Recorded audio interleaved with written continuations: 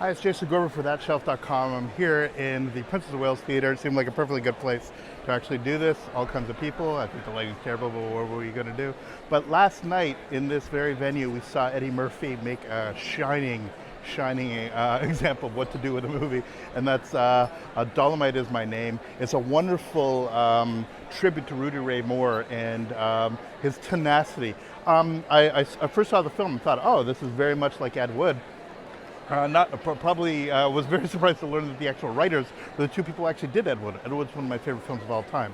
Now, what sets Ed Wood apart from all of these other crazy people that make movies like disaster artists is that Ed Wood is about the tenacity of the filmmaker and sort of the lunacy of the filmmaker, but also the incredible friends that surround him, the people that support his vision. And that's really what the Dolomite film is about. I mean, as it plays, as the film plays out, you really see somebody in Rudy Ray Moore who had the passion and the ambition to do something, to get his art across, even if his art was something that just drawn from homeless people telling jokes that have deep and profound historical connection to African American experience. I mean, these are essentially plantation jokes that are repurposed in the blaxploitation context. And the film touches upon all of that, and it's really quite remarkable because of that. Again, Eddie Murphy shines.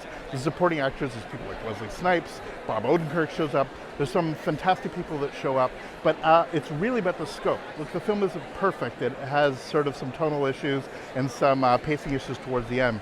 But as a sort of exemplar of this type of ambitious filmmaker that did something different than Ed Wood, did something different than the Neil Breens of this world and the Tommy Wiseaus, is that Rudy Ray Moore knew exactly what he was doing. He was making entertainment. He was making something for the people. And by doing so, he was making something that he knew was to be laughed with, not to be laughed at. He very much knew exactly what he was doing and why he was doing it. This is not somebody that had delusions that he was suddenly Orson Welles and was making something that was Drek. And because of that, I think that's a truly exceptional film into the person's character, into his talents, into the people he surrounded with. It's a sexy film, it's a seductive film, it's a silly film, and because of all that reasons, I'm really happy that it played here in this lovely theater. Anyway, for ThatShelf.com, I'm Jason Gorber. We'll have plenty more coverage. Be sure to subscribe. Follow us on Twitter at ThatShelf, and we'll see plenty more from you in the future. All the best.